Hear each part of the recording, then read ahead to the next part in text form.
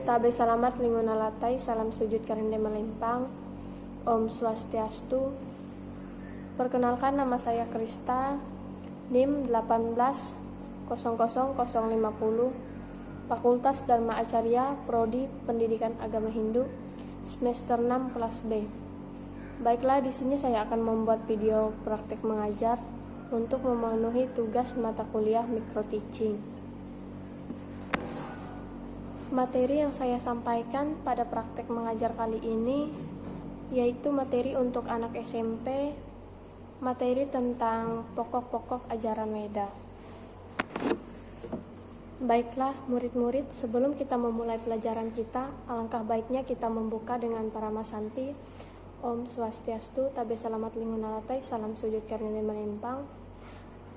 Pada kesempatan kali ini saya akan menyampaikan materi tentang pokok-pokok ajaran Weda.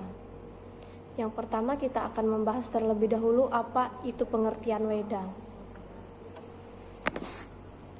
Weda ini berasal dari bahasa Sanskerta yang berakar dari kata vid yang artinya ilmu pengetahuan.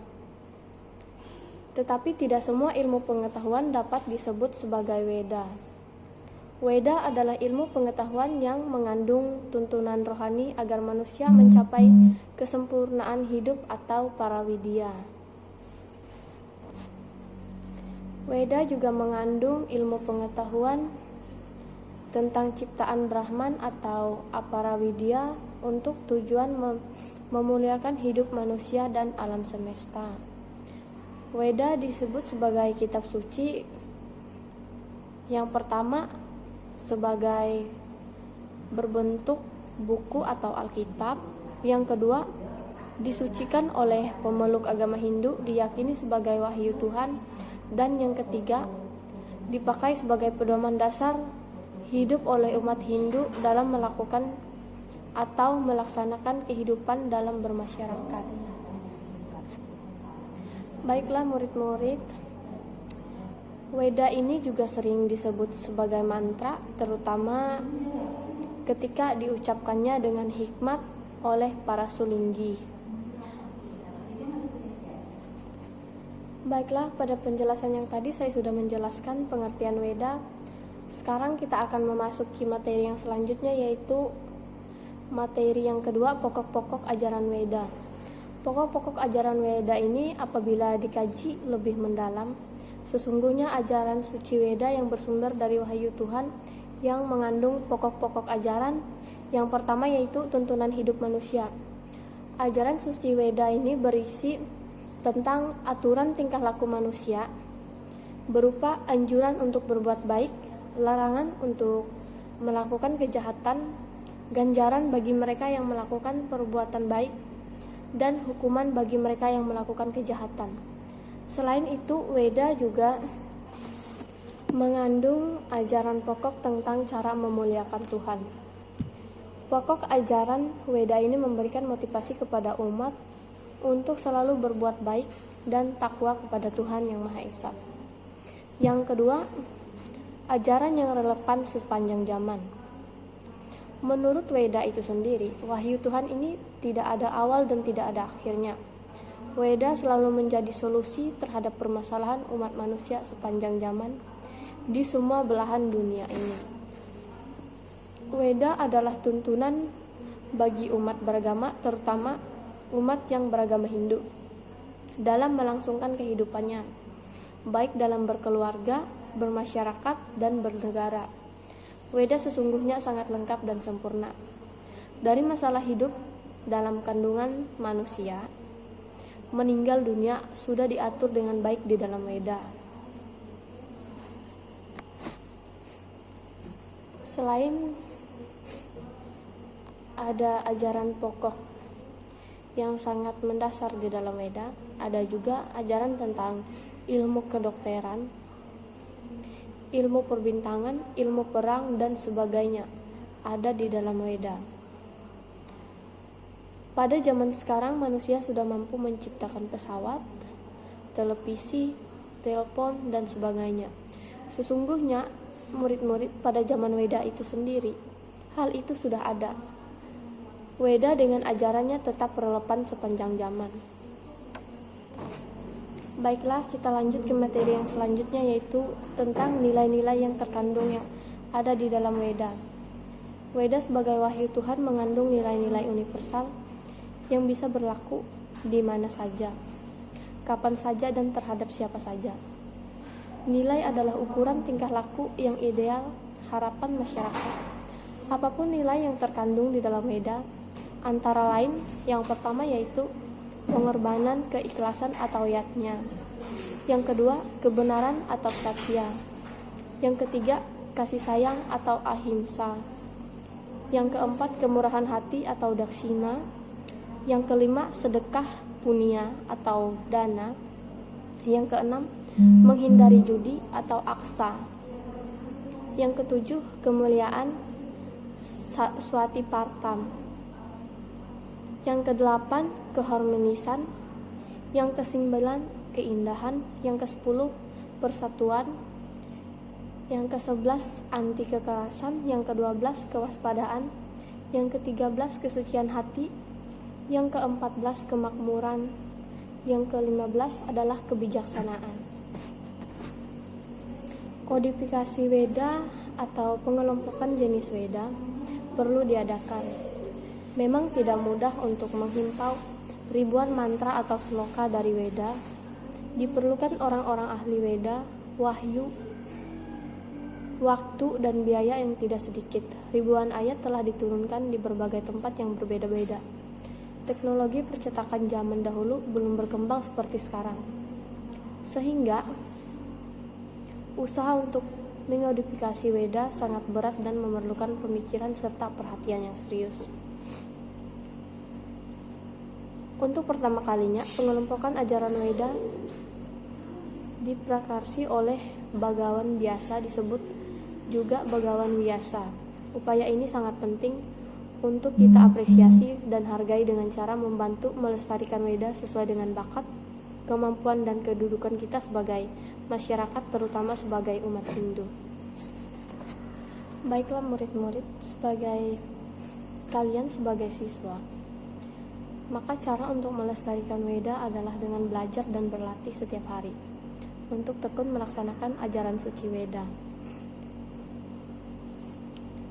Belum cukup diperlukan langkah nyata untuk memelihara kitab suci Weda oleh Bagawan Manu dan kitab suci Smriti atau kitab suci Manawadarsana.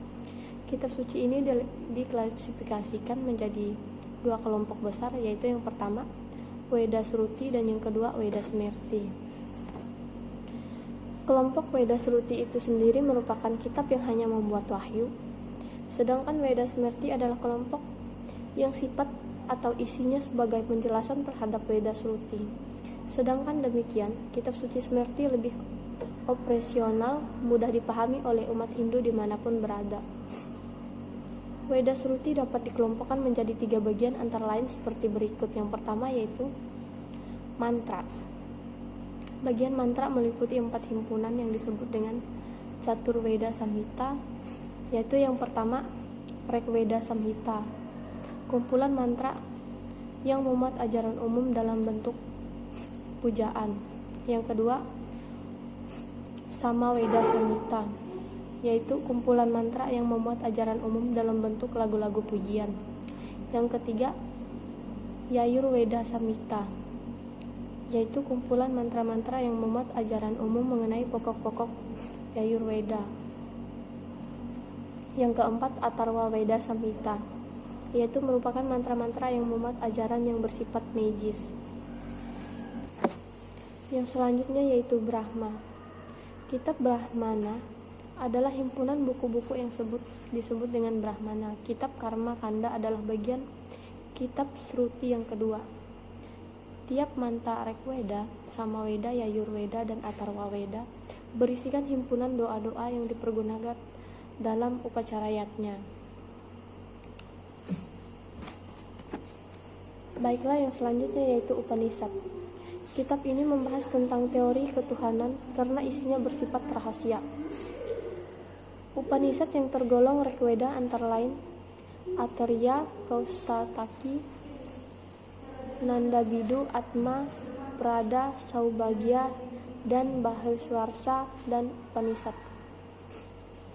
Kitab suci yang tergolong Weda Smrti disebut juga Dharma Sastra. Secara garis besarnya Weda Smrti dapat digolongkan menjadi dua kelompok, yaitu yang pertama adalah kelompok Wedanga, terdiri dari yang pertama yaitu Siksa. Isinya petunjuk tentang cara yang tepat dalam mengungkapkan intonasi mantra. Yang kedua, Vyakrana. Isinya tentang tata bahasa untuk membantu pengertian menghayati Weda Sruti. Yang ketiga, Canda. Isinya lagu-lagu pujaan. Yang keempat, Nirukta. Isinya berbagai tafsiran otentik tentang kata-kata yang terdapat di dalam Weda itu sendiri. Yang kelima, Jyotisa. Isinya pokok-pokok ajaran astronomi yang diperlukan dalam melakukan yatnya. Yang keenam, Kalpa.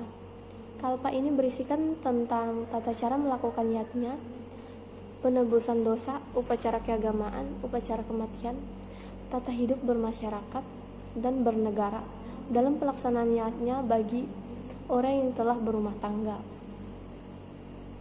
Baiklah murid-murid, kita akan melanjutkan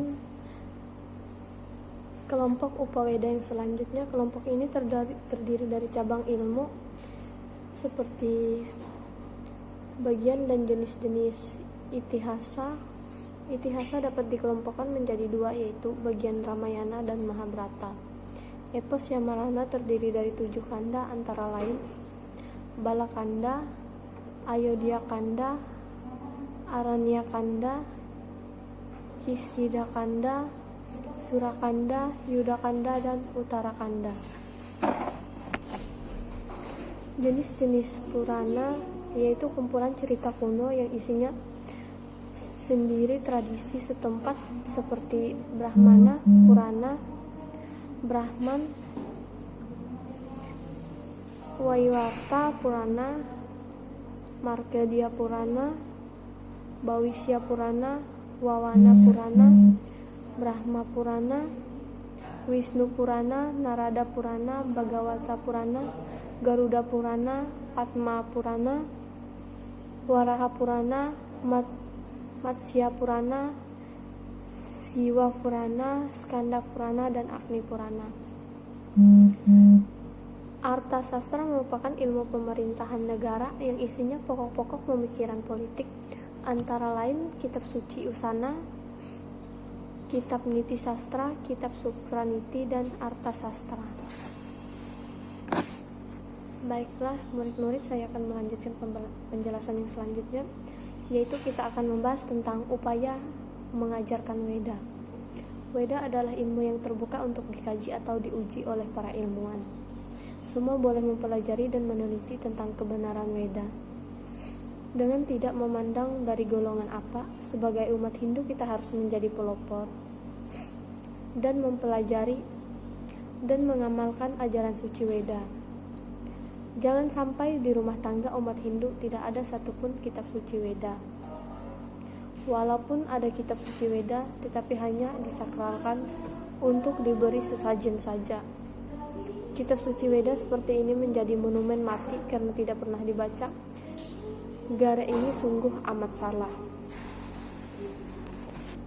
Baiklah murid-murid, saya akan menjelaskan penjelasan yang selanjutnya, materi yang selanjutnya, yaitu fungsi dan sifat Weda. Yang pertama yaitu sifat Weda adalah Anandi dan Ananta, karena Weda merupakan wahyu Tuhan melalui para maharsi. Sifat Weda dapat dikategorikan sebagai berikut. Yang pertama yaitu sifat Weda tidak berawal, karena Weda merupakan sabda Tuhan yang telah ada sebelum alam diciptakan. Yang kedua, sifat Weda tidak berakhir, karena Weda berlaku sepanjang zaman. Yang ketiga, sifat Weda berlaku sepanjang zaman, dari zaman manusia prasejarah sampai zaman modern. Yang keempat, sifat Weda mempunyai keluasan dan tidak kaku, namun tidak memiliki inti. Pada hakikatnya Weda bersifat fleksibel. Dan kelima, sifat Weda disebut apaurusyam. Maksudnya Weda tidak disusun oleh manusia, melainkan diterima oleh para resi melalui wahyu.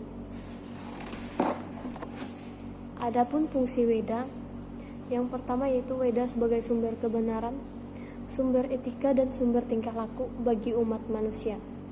Yang kedua, Weda sebagai kitab suci agama Hindu, dipergunakan untuk menuntun umat manusia dalam usaha mencapai kesucian.